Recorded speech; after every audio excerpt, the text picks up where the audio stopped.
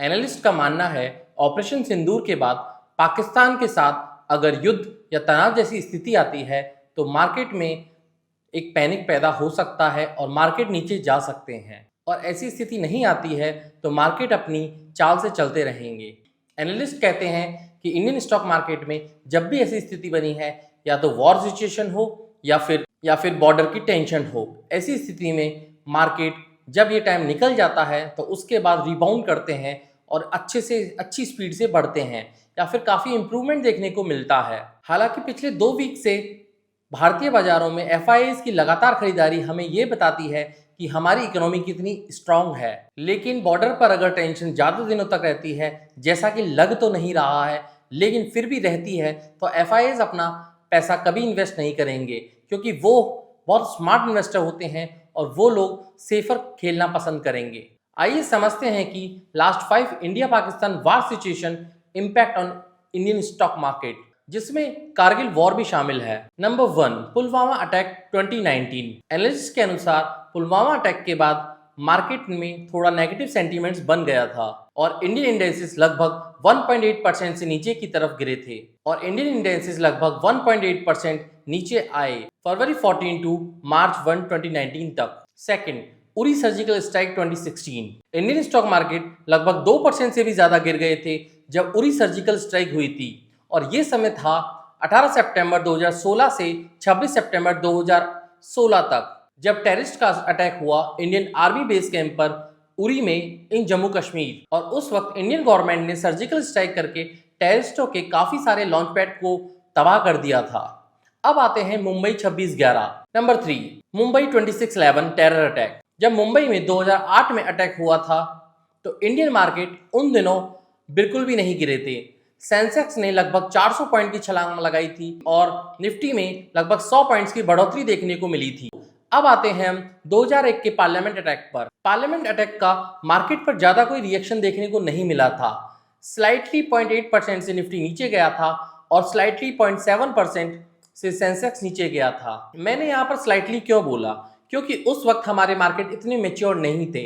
उस वक्त सेंसेक्स की आप वैल्यू देखेंगे तो आपको पता चलेगा 2001 में सेंसेक्स और निफ्टी किस लेवल पर हुआ करते थे। अब जो सबसे बड़ा वॉर हुआ था वो था लास्ट 26 ईयर में सबसे बड़ा अटैक, जो कि कारगिल वॉर के रूप में बदल गया था 1999 में। इंडियन मार्केट में उस वक्त भी काफी गिरावट देखने को मिली थी। 3 मई 1999 से 26 जुलाई 1999 तक मार्केट में लगभग 0.8% तक गिरावट देखने को मिली। तो इससे हमें हिस्टोरिकली क्या सीखने को मिलता है? इससे हमें बेसिकली ये सीखने को मिलता है, जब भी वॉर की सिचुएशन होती है तब मार्केट थोड़ा पैनिक करता है, और जब वॉर हो जाते हैं या फिर ये सिचुएशन निकल जाती है तो मार्केट वापस से रिबाउंस करते हैं और बाउंस बैक करते हैं और एक अच्छी स्पीड से बढ़ते हैं। Historical event and current global pricing को अगर देखा जाए तो निफ्टी में ज्यादा से ज्यादा 5 से 10% का करेक्शन देखने को मिल सकता है, वो भी तब जब वॉर की सिचुएशन आ जाती है या फिर वॉर डिक्लेयर हो जाता है। वैसे भी आजकल इन्वेस्टर्स काफी स्मार्ट हो गए हैं, वो अपना असेट एलोकेशन अच्छे से कर रखते हैं। 65:35 के फॉर्मूले पर वो बेस्ड रहते हैं। सबसे अच्छी बात यह है कि इंडिया जैसा कंट्री वॉर जैसी सिचुएशन से निपटने के लिए तैयार है। इंडिया में कई जगह मॉक ड्रिल्स हो रही हैं और कई जगह पर इसकी तैयारियां जोरों शोरों से हो रही हैं। अगर वार जैसी सिचुएशन आती भी है तो हम तैयार हैं। क्या पाकिस्तान इसके लिए तैयार है? क्या पाकिस्तान की इकोनॉमी इसके लिए तैयार है? नहीं। पाकिस्तान पहले से ही कर्ज में डूबा हुआ है। अगर ये वॉर होती है तो पाकिस्तान का लेवल कम से कम 10-50 साल पीछे चला जाएगा। ऐसा बिल्कुल भी नहीं है कि हमारे लिए बहुत अच्छा रहेगा। हमारी इंडियन इकोनॉमी भी लगभग 5-10 साल से पीछे चली जाएगी। तो बेटर यही रहता है कि वॉर सिचुएशन ना आए या फिर वॉर ना हो। बाकी तो ये प्रेडिक्ट करना नामुमकिन है कि वॉर होगा कि नहीं, लेकिन ये प्रेडिक्ट किया जा सकता है कि मार्केट किस तरह से बिहेव करेंगे। और मेरे अनुसार जो मुझे लगता है, मार्केट में लगभग 5 से 10% से ज्यादा गिरावट देखने को नहीं मिलेगी, क्योंकि मार्केट पहले ही सितंबर 2024 से काफी ज्यादा गिर गया है। लास्ट 9 मंथ में मार्केट 13 से 14% तक गिर चुका है, तो अब इससे ज्यादा करेक्शन देखने को नहीं मिलने चाहिए।